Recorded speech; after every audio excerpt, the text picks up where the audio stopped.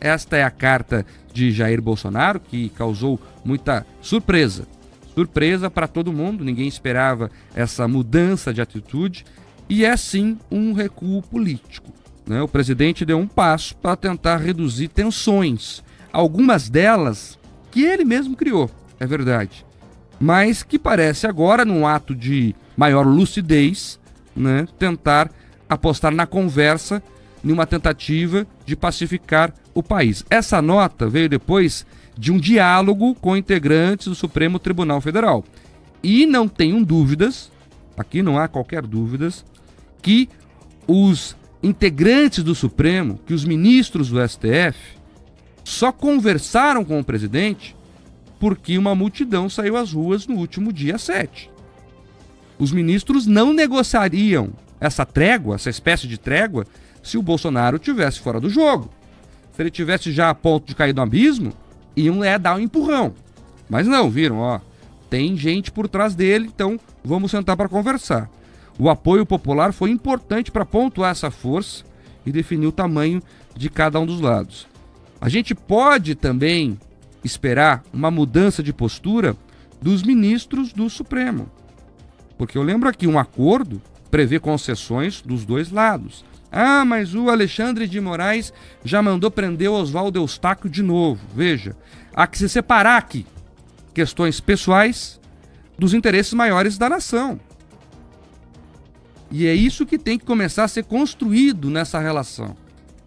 A nação precisa de harmonia para vencer uma crise econômica que ela nem se aproxima, ela já está em curso. Desemprego em taxas recordes, a inflação subindo a cada dia, e é isso que tem que ser cuidado.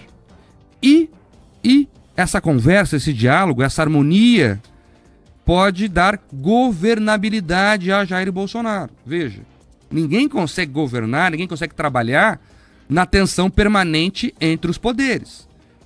Se ele recuou, se ele traiu o eleitor dele, isso aí o eleitor tem que fazer a conta lá na frente. O ano que vem ele vai pedir voto e cada um vai fazer, né, a sua leitura, se ele merece ou não ser reeleito. E aí é o eleitor que decide, o eleitor é soberano. Agora, é importante cuidar do país. O Bolsonaro fez aquelas falas no 7 de setembro. Eu falei aqui ontem que achava que era bravata. Muita gente me criticou, inclusive nas redes sociais aí. Eu falei que achava que era bravata. E era. Depois saiu a nota, inclusive dizendo que ele não tentou ofender ninguém. Ele optou por chamar o ministro de canalha, depois optou por voltar atrás. Voltar atrás nem sempre é ruim, né? Tem aquela famosa frase, um passo atrás, dois à frente. Então talvez o que o presidente fez foi isso. Ele teve a sensibilidade de reconhecer o seguinte, ó, eu fui pro tudo ou nada e a economia deteriorou muito. Bolsa caiu muito, dólar subiu muito, o combustível que já está caro e é regulado pelo dólar vai subir mais, a greve dos caminhoneiros vai causar desabastecimento e isso vai cair no meu colo. Esta, inclusive, foi a frase do Michel Temer para ele. Olha, essa greve dos caminhoneiros vai cair no seu colo. É por isso que veio o áudio lá na noite, é por isso que agora ele pede efusivamente para os caminhoneiros voltarem a trabalhar.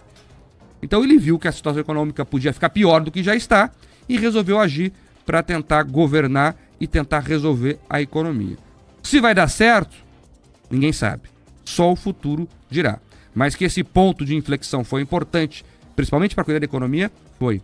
Ah, mas foi o Michel Temer que escreveu a carta, né?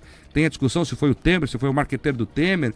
Enfim, parabéns ao Michel Temer que conseguiu pacificar a República, né? O seu Ciro Nogueira, que é o ministro da Casa Civil, que foi alçado ao cargo pelo Centrão, prometendo ser o amortecedor da República, não fez nada. Não fez nada. O Michel Temer foi o verdadeiro amortecedor da República. Ah, eu não votei no Temer.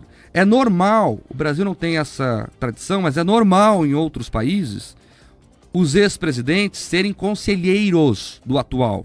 É por isso, inclusive, Pedroso, que a lei brasileira prevê uma série de benefícios aos ex-presidentes.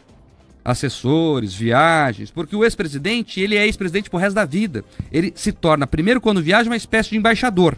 Queiram ou não, gostem ou não, seja o Lula, seja a Dilma, seja o FHC, eles foram eleitos e depois que saem do poder eles continuam, né, sendo ex-presidentes.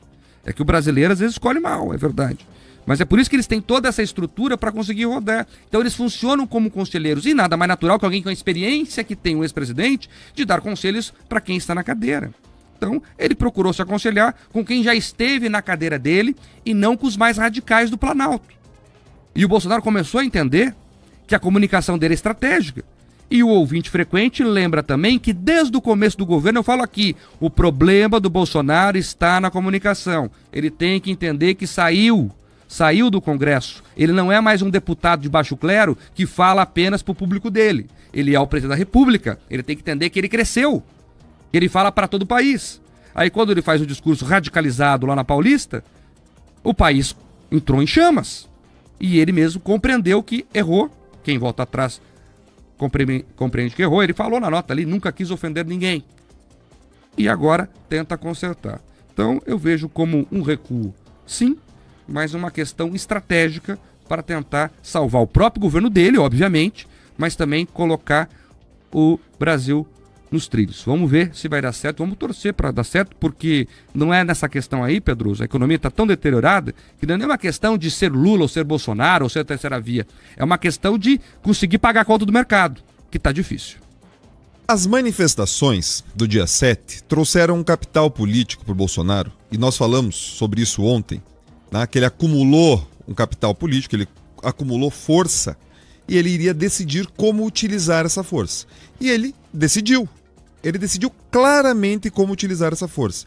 Parece que foi diferente do que alguns dos apoiadores mais radicais dele queriam. Ele fez uma opção, uma no campo pessoal e uma no campo do governo. No campo pessoal, ele deixou transparecer na live ontem uma das preocupações ou um detalhe sutil do que ele esperava, né? Que fosse agora liberado. Que é o seguinte, que é esse cerco do judiciário sobre a sua família. E ele fala, um pouco em tom de brincadeira, mas aquela brincadeira com fundo de verdade, e o ouvinte sabe do que eu estou falando, olha, não quero acordar, não quero ter a polícia na minha casa por conta desses inquéritos da fake news. Ele não está falando dele, necessariamente, que tem uma série de proteções ali, né, da justiça, algumas prerrogativas do cargo de ser presidente. Ele está pensando, inclusive, nos seus próprios filhos, ouvinte. Então, quando ele fala, olha, não quero a polícia lá, é disso que se trata. Então, esse é o primeiro ponto de negociação que a gente pode esperar do outro lado. Talvez um arrefecimento, uma diminuição do clima de cerco sobre sua família. Porque esse foi o tom da fala do Fux, né? Quando ele fala de união do judiciário, união do Ministério Público, que ele faz sinalização às polícias. Agora, quando a gente pensa no aspecto de governo, ele está sinalizando porque ele também precisa da justiça, porque ele precisa, né, que eles liberem a questão dos precatórios. E um dos caminhos para resolver isso é o CNJ, que é presidido também pelo Fux. Ele precisa, porque mais de 80 bilhões estão pendurados ali nessa questão dos precatórios. E a solução via CNJ pode liberar perto de 50 bi. 50 bi que vai turbinar o Auxílio Brasil. 50 bi que vai permitir que ele continue soltando o dinheiro ali para o Centrão, para aquelas emendas do relator, que garante essa base dele do Congresso. Então ele sentiu, olha, preciso, né, negociar quais pontos são importantes para que eu continue tendo paz, né, nessa questão de não ser preso, nessa questão da minha família, e outra questão de ter governabilidade. Por quê? Porque ele já está mirando a questão eleitoral, pacificando um pouco as relações, conseguindo o orçamento para 2022, ele se mantém hábil e apto, e mais do que isso, competitivo para as eleições de 2022. Então, ele escolheu como gastar o seu capital.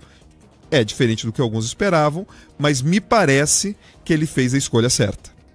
É isso. E tem a questão também, Pedroso, que a fala do Fux ontem foi muito pesada, direcionada a ele, e mudou a cabeça do presidente. Porque, veja, ali o Fux falava pelo Supremo Tribunal Federal. E ele chamou o presidente de farsante e falou que havia a possibilidade de ser encarado o que o Bolsonaro fez como crime de responsabilidade. Eu lembro aqui aos ouvintes que quem julga o presidente no caso de impeachment é o Supremo Tribunal Federal. Inclusive o presidente do Supremo assume a sessão do Senado que julga o impeachment. Então ele ia ser julgado por alguém que já de antemão falou que acreditava no crime de responsabilidade. Ele estava cercado. Né? Um pouco depois, né, o Barroso, que é o presidente do TSE, que é o órgão que vai cuidar das eleições, que vai organizar, né, vai depois julgar possíveis irregularidades, fez uma fala também pesada contra ele, dando um recado claro. Então veja, ele já entra em um jogo com organizações importantes contra ele. Ele fez a conta. Olha, é melhor eu tentar baixar a temperatura para tentar até me reeleger ali na frente do que continuar e ficar sozinho. Então, é isso. Agora, essas manifestações, para mim, pelo menos, Pedro, foram importantes para que ele mostrasse a força. Porque o papo em Brasília era que Bolsonaro já estava fora do jogo. Então, as manifestações ou trouxeram para o jogo e aí ele pôde negociar. Se ele traiu ou não quem foi na manifestação, aí eu não sei. Aí é uma opinião de quem foi na manifestação.